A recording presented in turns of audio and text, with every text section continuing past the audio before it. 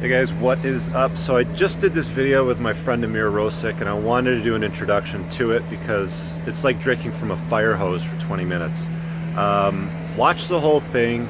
If you're an entrepreneur, a wantrepreneur, you're doing anything in business, I guarantee you'll get some nugget of information out of this. It is definitely worth watching the whole thing. I know it might be a little bit long over my standard videos, but we covered so much while we were driving. I really hope you guys enjoy it. Leave a comment below if you have any other questions or any clarifying ones. We'll talk to you guys later. Peace. All right, what is up, ladies and gentlemen of YouTube? I am here today with my boy Ameer Rosic, and we're doing a little collab video today in Toronto. Just tying up our time. We just did a video on his channel, and this is his top hacks for startup business. Ameer Rosic is a startup entrepreneur, coach, serial entrepreneur. Guy's done everything. Kettlebell champion. He's been in jail. He's fixed his life. He's ruined his life. Things. But he is a very good friend of mine. He definitely knows what the hell he's talking about when it comes up to business and startups and all that stuff. So let's hit him up and give him your best tips, Ameer. What's tip number one for startup hacks for getting exposure and growing your business? All right, so there's a formula when it comes to actually getting traction for your startup, and it's the who, what, where, how. So who are you? You got to really define what your niche is, what you stand for, and what your unique selling proposition is. Then you got to figure out what you're talking about, because let's face it, the market's saturated. It doesn't matter what industry you're going in, whether that is selling a product online, a service, someone's been there and done that already. So you got to carve out, you know, what you really are, so people can differentiate yourself from everybody else. The next part is the where. And this is the most important section when it comes to actually scaling or you're hacking your startup. Because traditionally speaking, this is how startups work. You're gonna have a bunch of founders that come together. They may bootstrap it, they may get some angel investing or VC money. And then basically what they do is they try to do brute force out there. They spend all this money, they have, you know, a cash flow per month, they do traditional type of marketing. What I mean by traditional, I mean digital marketing, the regular paid media traffic, content marketing, yada, yada, yada. At the end of the day, the traction's really slow. The problem with that is, I always refer it back to the movie Field of Dreams, right? You build a baseball diamond, it will come. In the movie, it works, but in real life, it doesn't work whatsoever. You can invest all your time building out this massive platform online, no one cares that you exist. So that's where the where strategy comes in is, listen, there is countless platforms online that your audience already exists on. For example, let's say you are doing a startup in the tech scene, whether that is fintech, blockchain, or maybe you're even starting a new car magazine subscription model online. Where do people hang out already for, say, car subscription models online? Maybe they're looking at some car magazines online. Maybe they're on Reddit forums. Maybe they're on all these different websites. So what you need to do is you need to infiltrate these communities. So let's say Reddit. You would actually spend about an hour a day as part of the tribe, adding value inside the Reddit group, answering questions inside the Reddit group, and for you to actually be assimilated and for them to actually consider you part of their tribe, because Reddit's one of those crazy fanatic organizations that if you just go in there and you drop any links, they will fucking swarm you and kick you out and you're done for life. Yeah. It's a no bueno. However, if you're already there like a month or 2 months pre-hand and actually adding value, and then you would come around and be like, hey guys, I want your opinion on this. We're about to do a beta launch on this brand new car subscription model. I'll love your feedback on it. So kind of like a soft sell, asking their opinion on it, as opposed to you just blindly going there and dropping a link. If you do this right, man, you can get like boatloads of traffic. You can get like 10,000, 20,000. I've even seen campaigns that they've had 100,000 hits on their website within an hour. You know how much money you would have to spend to get 100,000 hits on your website? And what's key about this, you're not getting 100,000 random people. You're getting 100,000 people who give a shit about cars. But it's got to be quality shit. Like, you got to know what you're talking about. You got to add, you got to give them your best stuff. Your absolute best material, because if it's, you know, you hold back on something or it's, fuck, you'll get bitch slapped. Yeah, you will. You got to be the creme la creme. You know, people are fed up with seeing mediocre stuff, and if you are mediocre, you're going to be drowned in with everybody else. You got to stand up from everybody else and be the best of the best. So that's one tip. A second tip. Hold on a second. Let me ask you a question about venture capital, because I get people that ask questions about seed capital and venture capital. you know a lot about this shit, so give us a little bit of a hack on that one. Do you want to borrow money from investors or what? Like, what's the story? It's all case dependent. The context really matters. I'll give you an example. If you are considering developing an app in the fintech world or some app to be the next big thing, you're pretty much guaranteed that you need to get VC money. The amount of money that you need to develop the teams, the developers, the marketing budget, the outreach, you have to have venture capital money. Most people, they'll do, seed round, Series A, Series B. Seed round, usually you get $500,000 for it. They take anywhere between 5% to 10%. Then you'll do Series A, Series B. And at the end of the day, for VC venture-backed businesses, the founder traditionally is left with 10%. And historically speaking, about 80% of the founders from these VC-backed companies are kicked out of their own company. Right. So let's just hit on that again, because that's what I knew that you were going to drive at, right? Yeah. If you go and take money from these venture capitalists, you aren't going to own your business. No. You're not. Most of them walk away getting very little money, if any at all. Yes. Or they don't have any control of it. So it's just something to consider too. Yeah, like for me, it all depends. Like honestly, if you're really passionate about doing the next tech company, don't consider yourself to be the next Mark Zuckerberg. He's not even in the 1%. He's a 0.1 of the 1%. Yeah. So you look at the Snapchatters, the Facebook guys, Google, YouTube. You can name all these different unicorns, recent unicorns, Uber, Airbnb. These are anomalies. These are oddities that, the founders have some history. They're not newbies. For example, in Uber, Travis, that guy has been a successful entrepreneur. He's had 2 exits before he started Uber, and he's been in Silicon Valley knee deep heavily. So it wasn't him just popping an idea to his head. And not to mention the guy's crazy motherfucker. He lost his engagements because of Uber. The guy's literally spent like 24 hours, 7 days a week investing into Uber. That being said, let's say you're doing something more traditional as an e-commerce company. I'll tell you some little hack on e-commerce company right now, especially in China. China right now is trying to get their money out of the country like crazy. A lot of government squeeze down. So basically what you can do right now in China, you can actually go to China in Guangzhou, where pretty much 80% of the world's material. So think of any single product you have, I would bet my money comes from Guangzhou. So you go there, go to the factories that you want to get your material from. Don't go to Alibaba. Alibaba, you can just see what type of product you want. So you find one product, figure out the top 2-3 factories, fly to Guangzhou, meet the owner. And right now what you can do is you can actually negotiate a deal that if you guarantee X amount of units that you can move, they'll actually give you consignment on this. Zero money down, man. And Ameer knows this because he set up a clothing company called Reparo with his brother that is basically underwear and stuff for guys. And I think you guys are doing girls now too, that blocks out EMP, so Wi-Fi and microwave signals and shit like that, because you've got to protect your balls, right? That's right. It's called Reparo, so you can check that out if you're interested in anything along that line.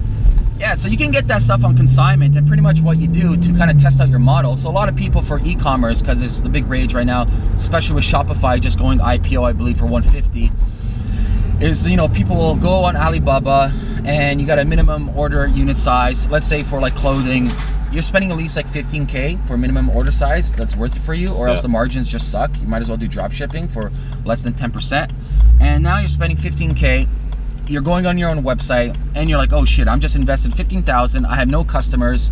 Now I got to spend all this money on marketing to drive traffic to my website for conversions.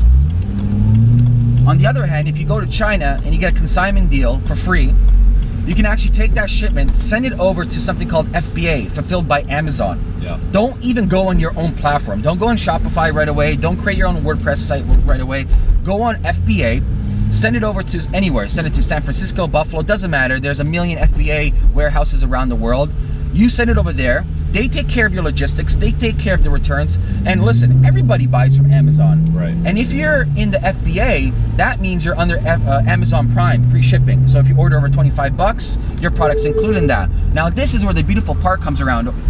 People are on Amazon every single day. There's billions a hit. It's your job right now to do a little bit of growth hacking to drive traffic to your Amazon page, get some early reviews from your friends, give out free products to people that are influencers, get them to leave reviews on your product.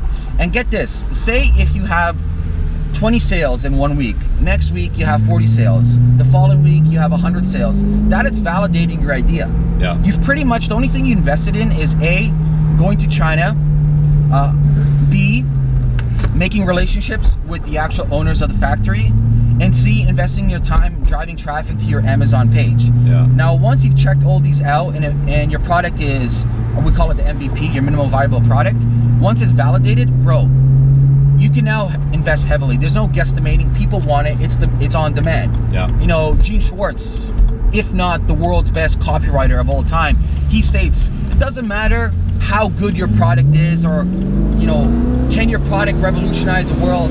If people aren't willing to pay for your product, it is shit. It is shit. It is fucking shit. Shit, man. If people don't give you money for what you're selling, it is shit. Just it is shit. Accept it.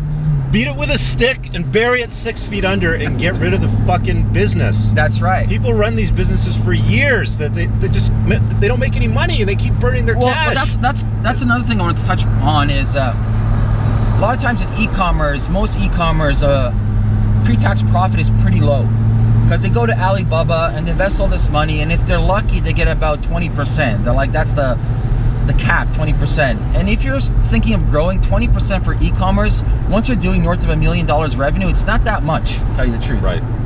So you need to get your product at the most affordable rate, have a high leverage product where the profit margin is high. You don't want to buy a product for $20 and sell it for $40. There's no profit margin. You're just squeaking by. And a lot of companies are just squeaking by. Yeah. You hear about revenue, 10 million revenue. Great, at $1 million profit. Yeah. That's crazy. So you want to have at least, I would say, a 6-to-1 ratio when it comes to e-commerce. If you have a product for $1, you can sell it for $6. That's a golden ratio, the CAC ratio, we call it, the 1-to-6 ratio. And I mean, the thing about Amazon too, a lot of people don't realize this, like, Amazon is more than just a distribution site for shit, for like products, right? It's like, it is something like the 4th or 5th biggest search engine in the world now. It's a third. Yeah. Google, YouTube, Amazon. It's bigger than Yahoo. It's bigger than Bing. It's basically Google, Facebook, YouTube, and then Amazon, right?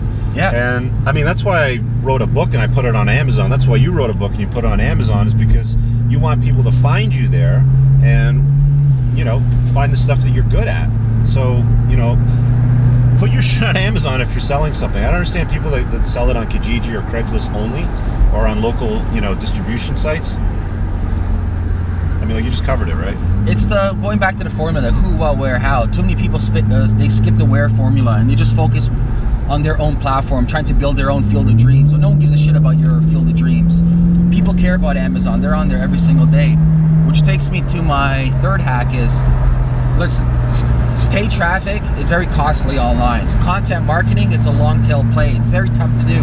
I would say maybe only 2-3% of companies online do content marketing well, where they actually create sales. They have a system of lead generation that content marketing creates for them. This is the ultimate hack. There's a startup that we know that actually did this on a shoestring budget. They went from 0 to 30,000 MRR, monthly recurring revenue, in less than 4 months. Which one was that? Tell them. It was a tech company. Okay. And it works a little bit better for products. So I'll give you the actual hack, top to bottom. Say Richard and I, we want to invest in a new camera business, a new GoPro, competitor to GoPro. We go to China, we source it, we build relationships with the factories. We get consignment to say, 1,000 units. We go on Amazon. It does well. It validates our idea. Now we're going to invest in our own platform. Maybe we'll go on Shopify. We're going to put some money into it. Instead of us doubling down on content marketing, doubling down on digital marketing right away, what we do is we figure, okay, let's buy $10,000 of our camera and let's hunt down all the main influencers in the world. Yeah. And then you want to categorize your influencers in 3 tiers. Superstars, top tier 1, medium size, top tier 2, and lower end, top tier 3. Yep. And you want to work up the ladder. You're not going to get big shots. You're not going to get Tim Ferriss's. You're not going to get Oprah's. You're not going to get celebrities. Justin Bieber, you know how much Calvin Klein just paid him last year in his contract? No. $24 million. You got $24 million? To wear jeans.